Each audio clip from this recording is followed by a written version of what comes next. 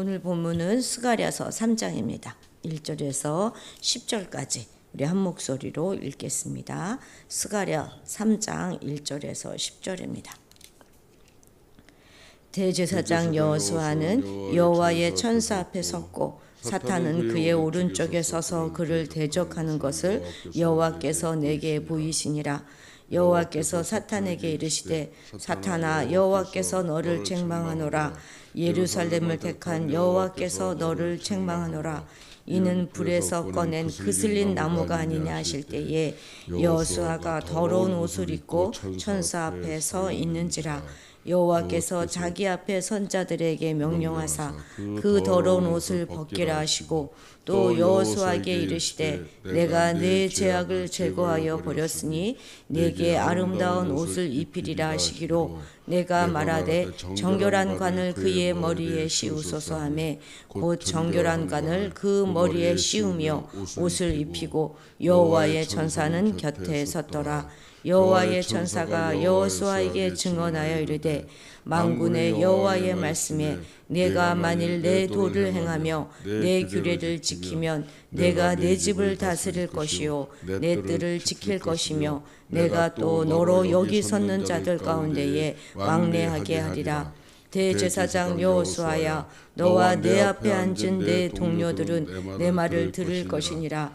이들은 예포의 사람들이라. 내가 내 종 싹을 나게 하리라. 만군의 여호와가 말하노라. 내가 너 여호수아 앞에 세운 돌을 보라. 한 돌에 7 눈이 있느니라. 내가 거기에 새길 것을 새기며 이 땅의 죄악을 하루에 제거하리라. 만군의 여호와가 말하노라. 그날에 너희가 각각 포도나무와 무화과나무 아래로 서로 초대하리라 하셨느니라. 아멘. 이제 오늘은 스가랴에게 보여주신 8개의 환상 중에서 4번째 환상입니다. 귀한 공동체의 아주 중요한 위치에 있는 지도자 대제사장 여호수아에게 그 초점이 맞춰지고 있으면서 여호수아께서 그를 대적하는 사탄을 책망하시고 여호수아에게 아름다운 옷과 정결한 관을 씌우심으로 그의 대제사장의 직위를 보증해 주실 뿐만 아니라 그리고 이제 훗날 여호와께서 앞으로 이루실 일들에 대한 약속을 주시는 그런 본문이죠. 자, 1절 같이 읽겠습니다. 대제사장 여호수아는 여호와의 천사 앞에 섰고 사탄은 그의 오른쪽에 서서 그를 대적하는 것을 여호와께서 내게 보이시니라. 아멘. 이전의 환상들하고는 조금 차이가 나지요. 이전의 환상들은 항상 내가 눈을 들어 본죽이란 말로 시작되었었는데 이번 환상에서는 여호와께서 내게 보이셨다 하는 형식상의 변화가 나타나고요. 또한 스가랴가 천사에게 자신이 본 그 환상에 대해서 질문하는 것도 없고 또 해석 천사가 그것에 관하여 답하는 그런 패턴도 나타나지 않는다는 그런 차이점을 보여주고 있습니다. 여호와께서 스가랴에게 지금 보인 것은 대제사장 여호수아가 여호와의 천사 앞에 서 있는 그 모습인데 천상의 대적 또한 그의 오른편에 서 있어요. 왜 이렇게 서 있겠습니까? 그를 대적하기 위하여 서 있는 것이죠. 마치 이것은 법정 장문을 연상시키지 않습니까? 그런데 그 대적은 성공할 수 없었고 오히려 여호와께서는 그 대적을 책망하십니다. 자, 우리 2절 같이 읽겠습니다. 여호와께서 사탄에게 이르시되 사탄아, 여호와께서 너를 책망하노라. 예루살렘을 택한 여호와께서 너를 책망하노라. 이는 불에서 꺼낸 그슬린 나무가 아니냐 하실 때에 이 한 절, 이 짧은 2절 한 절에서 여호와께서 너를 책망하신다, 꾸짖는다 하는 말이 2번이나 반복되고 있지요. 그 책망의 대상인 사탄과 또 책망하시는 이이신 여호와가 지금 구조적으로 대조를 이루고 있는 것인데 그 여호와는 바로 어떠신 분이에요? 예루살렘을 택하신 분이다 하는 것이죠. 여기서 선민의 상태를 아주 독특한 그런 방식으로 표현하고 있습니다. 그것이 바로 불에서 꺼낸 그슬린 나무 같다 하는 것이죠. 여기서 불은 하나님의 심판을 상징해요. 특별히 바벨론 포수를 의미합니다.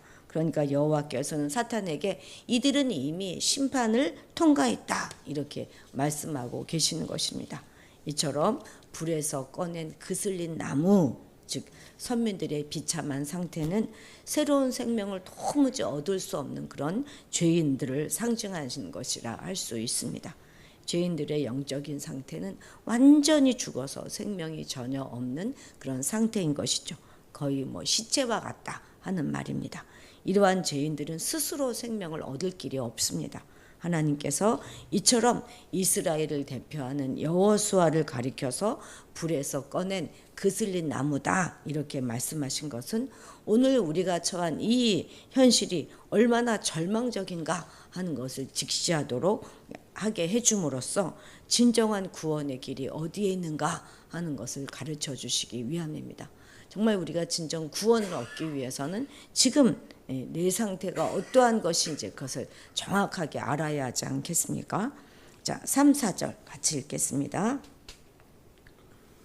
여호수아가 더러운 옷을 입고 천사 앞에 서 있는지라 여호와께서 자기 앞에 선 자들에게 명령하사 그 더러운 옷을 벗기라 하시고 또 여호수아에게 이르시되 내가 내 죄악을 제거하여 버렸으니 내게 아름다운 옷을 입히리라 하시기로. 아멘. 그렇습니다.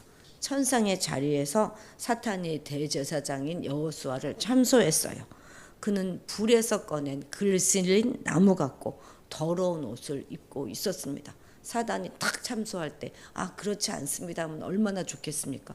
근데 탁 사단은 맞는 말을 하는 거예요. 정말 그와 같습니다. 그러니까 이것은 지금 죄로 더럽혀진 이스라엘의 모습을 상징하는 것이죠. 여기서 보면 더러운 옷과 아름다운 옷이 분명 대꾸를 이루고 있죠. 당연 더러운 옷이 죄악을 상징한다면 이 아름다운 옷은 의를 상징합니다. 더러운 옷이 정죄와 심판을 상징하는 것이라면 아름다운 옷은 의를 덧입는 것을 상징하고 구원을 의미합니다.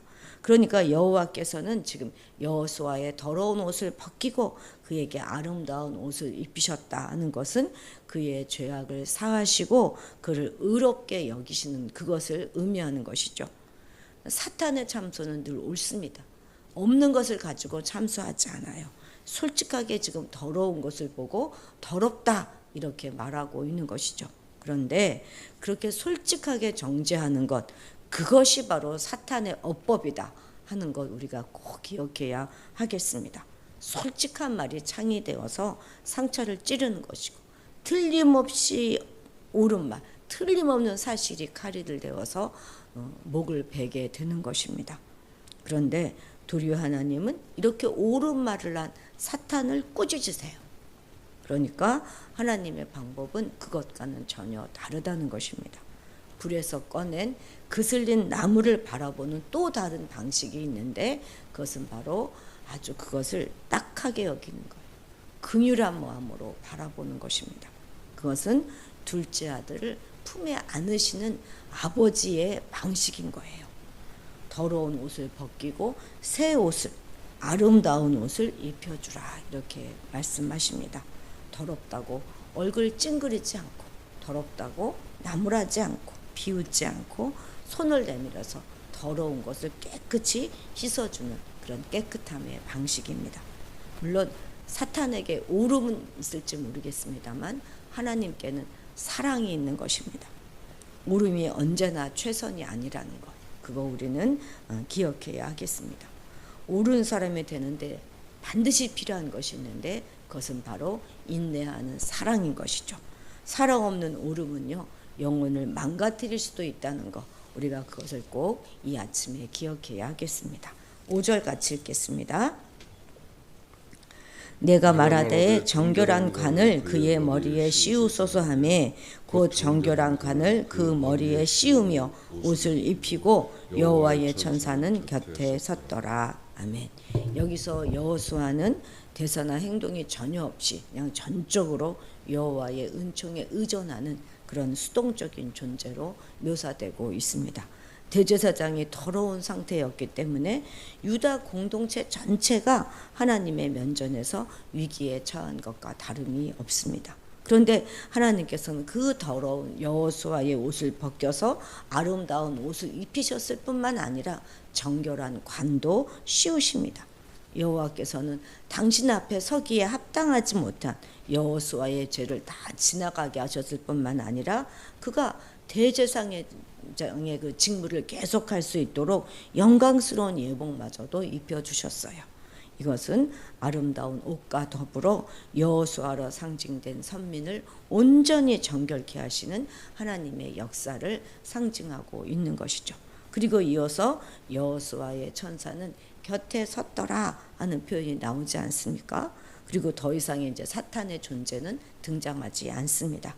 앞에서도 언급했던 것처럼 여기서 나오는 여호와의 천사는요, 바로 다름 아닌 성육신하기 전인 그 성자 하나님, 제2위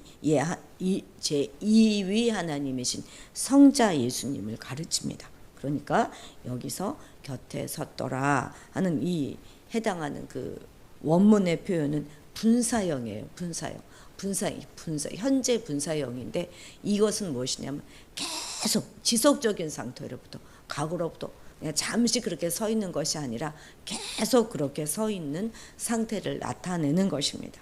이처럼 여호와의 천사가 선민 모두를 대표하고 있는 대제사장 곁에 지속적으로 서 있음을 강조하는 그것은 임마누엘, 곧 하나님께서 그 백성들과 함께 하신다 하는 것을 나타내는 것이라 할 수 있는 것이죠. 하나님께서는 이처럼 당신의 백성의 죄과를 다 해결해 주실 뿐만 아니라 그들과 더불어 함께 하심으로 구원을 완성하시는 그런 분이시라는 사실을 이야기하고 있는 것이죠. 자, 7절 같이 읽겠습니다. 만군의 여호와의 말씀에 내가 만일 내 도를 행하며 내 규례를 지키면 내가 내 집을 다스릴 것이요 내 뜰을 지킬 것이며 내가 또 너로 여기 섰는 자들 가운데에 왕래하게 하리라. 아멘. 하나님은 그 무조건적인 은총으로 말미암아 대제사장 지위를 회복한 여호수아에게 축복의 약속을 세 가지로 베풀고 있는데요. 자, 첫째는 무엇입니까? 당신의 집을 다스리게 하겠다 하는 것입니다. 여기서 내 집은 1차적으로는 여호와의 성전을 지칭하겠죠. 그리고 다스린다 하는 것은 재판하는 그 의미를 내포하고 있습니다. 그러니까 대제사장인 여호수아가 성전에 관한 모든 일들을 다 총괄하고 책임지게 하신다 하는 의미로 우리가 이해할 수 있겠죠. 자, 두 번째는 무엇입니까? 당신의 뜰을 지키게 하신다 하는 것입니다. 여기서 뜰은 복수형으로 되어 있어요. 그래서 성전의 안뜰과 바깥뜰 모두를 포함한 성전 외부 그 지역을 전부 가리키는 그런 직무 역시도 맡게 된다 하는 의미가 될 것입니다. 세 번째는 무엇입니까? 당신 앞에 섰는 자들 가운데 왕래하게 해주시겠다 하는 말씀입니다. 여기 섰는 자들은 하나님을 보좌하는 천사들을 가리켜요. 그러니까 앞에 두 가지 약속은 결국 여호수아로 하여금 대제사장의 직분을 계속 잘 수행할 수 있도록 해주시겠다 하는 약속이라면, 세 번째 약속은 하나님 앞에 서 있는 천사들 가운데 자유롭게 왕래할 수 있는 그런 특권을 주시겠다 하는, 그것은 무슨 말이겠습니까? 다시 말하면 하나님과 교제를 자유롭게 할 수 있게 해주시겠다 하는 의미의 표현인 것이죠. 여호수아의 신분이 대제사장이니까 그 직분을 계속 수행하게 해주시겠다 하는 약속은 하나도 이상할 것이 없고 새로울 것도 없는 약속입니다만, 세 번째 약속은 정말 놀라운 약속이죠. 아무리 대제사장이라 하지만 그 역시 죄성을 지난 인간이잖아요. 그런 죄성을 지닌 인간이 천사들 사이를 왕래하면서 하나님과 자유롭게 교통한다 하는 건 정말 실로 놀라운 일이 아닐 수 없습니다. 아무런 제약 없이 하나님과 바로 통할 수 있는 것, 그것이 바로 축복 중에 제일 큰 축복이 될 것입니다. 자, 8절 같이 읽겠습니다. 대제사장 여호수아야, 내가 내 앞에 앉은 내 동료들은 내 말을 들을 것이니라. 이들은 예표의 사람이라. 내가 내 종 싹을 나게 하리라. 아멘. 예. 너와 내 앞에 앉은 내 동료들은 누굴 말하겠습니까? 바로 대제사장 여호수아와 또 그 여호수아를 보좌하는 제사장들을 가리키는 것이죠. 하나님은 여호수아와 이들 제사장을 보고 예표의 사람들이다 이렇게 말씀하고 계시죠. 그러니까 이들은 단지 하나님의 성전에서 하나님을 섬기며 백성들을 위해서 중보 사역하는 것 외에도 예표자로서의 직분을 가지고 있다는 것입니다. 그러니까 여호와께서 앞으로 행하실 일들, 그런 일들을 미리 보여주는 표징의 사람이다 하는 그것입니다. 그런데 이들이 예표해야 될 사람은 누구입니까? 뭐라고 말씀하세요? 예. 내가 내 말을 들어라 했는데 뭐라고 말씀하시냐면 내가 내 종 싹을 나게 하리라 이렇게 말씀하시지 않습니까? 여기서 답을 찾을 수 있는 것이죠. 이사야서에서 보면 이 싹은 메시아 호칭으로 사용됩니다. 메시아를 이처럼 싹을로 표현한 것은 왜 그러겠습니까? 그가 이 썩은 나무 같은 그런 세상에서 희망을 줄 수 있는 유일한 존재라는 거예요. 뿐만 아니라 또한 그가 세상에 나실 때는요, 요 싹처럼 정말 보잘것없고 연약한 그런 존재로 나실 것이기 때문입니다. 또한 이 싹은 처음 날 때는 작고 아주 미미하고 약하지만 결국은 거대한 나무가 된다 하는 점에서 메시아와 그의 나라가 영화롭게 될 것임을 암시하는 것이기도 하지요. 그러니까 대제사장 여호수아는 바로 이러한 메시아를 예표하는 그런 인물이다 하는 것입니다. 그런데 오늘날 메시아를 예표하는 그런 예표의 사람이 돼야 되는 사람이 누구입니까? 바로 우리가 제사장이고 우리가 바로 그 예표의 사람들입니다. 그리스도를 보좌하도록 세움을 받은 자가 제사장이라는 우리의 정체성을 우리가 명확하게 인식하고 있어야 하는 것이죠. 이러한 사명은 우리가 이들을 위해서 하나님께 보증하는 삶을 중보하는 그런 삶을 삶으로 가능합니다. 우리는 이 직임을 위해서 세상을 향해서 부지런히 복음을 전하면서 회개를 촉구하는 삶, 거룩한 삶, 의로운 삶의 본을 보여주어야 하는 것입니다. 또한 하나님을 향해서는 죄인들의 이 죄를 사하여 줄 것을 부지런히 우리가 간구해야 하는 것이죠. 대제사장이신 예수님은 이 직분을 아주 성실하게 수행하셨고 지금도 하늘 성소에서 이 직분을 쉬지 않고 수행하고 계십니다. 우리들도 대제사장이신 그리스도를 따라서 이 직분을 성실하게 수행해야 하겠습니다. 자, 9절 10절 읽겠습니다.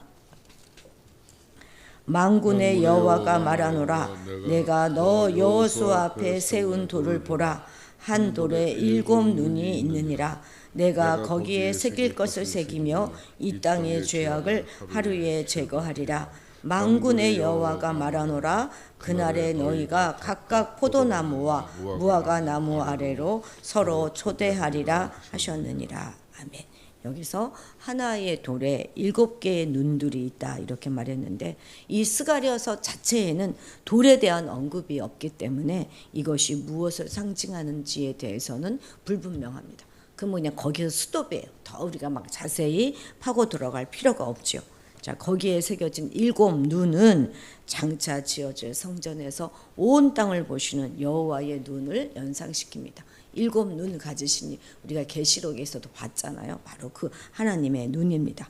여호와의 눈을 연상시키는 것이죠. 그러니까 이 땅의 죄악을 내가 하루에 제거하리라 하셨는데 이것은 무슨 말입니까? 이에 대해서는 그리스도의 죽음을 근거하여서 하나님의 택한 백성들의 죄악을 단번에 제거하실 것에 대한 말씀인 것입니다.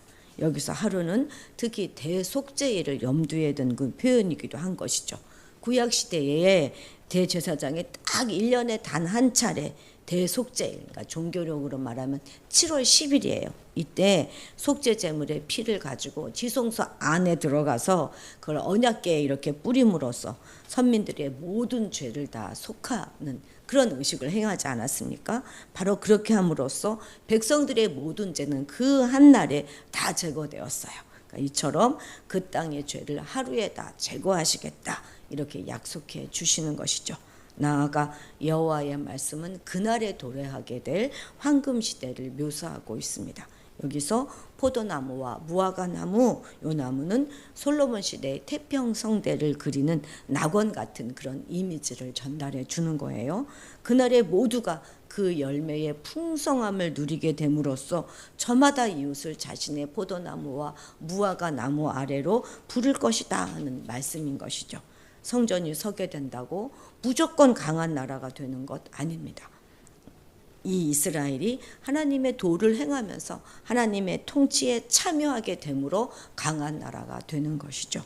하나님이 원하시는 것이 바로 이러한 성전 공동체입니다. 거룩한 하나님이 거하실 수 있는 거룩한 공동체이죠. 메시아를 통해서 이루실 나라의 그림을 이스라엘은 공유해야 합니다. 메시아를 예표하는 싹이나 성전 모퉁이 돌을 가리키는 돌에 대한 약속은 그 하나님의 의지를 그대로 드러내고 있는 것입니다. 이 성전에서 그들의 모든 죄를 용서받고 그들은 하나님과 잔치하는 그런 관계가 회복될 것입니다. 오늘 본문 속에 나타나는 하나님은 어떤 하나님입니까? 지금도 더러운 누더기와 같은 그런 죄의 옷을 걸치고 절망하며 심는하는 이들을 찾아오셔서 거룩하고 아름다운 옷을 입혀주시는 분이십니다.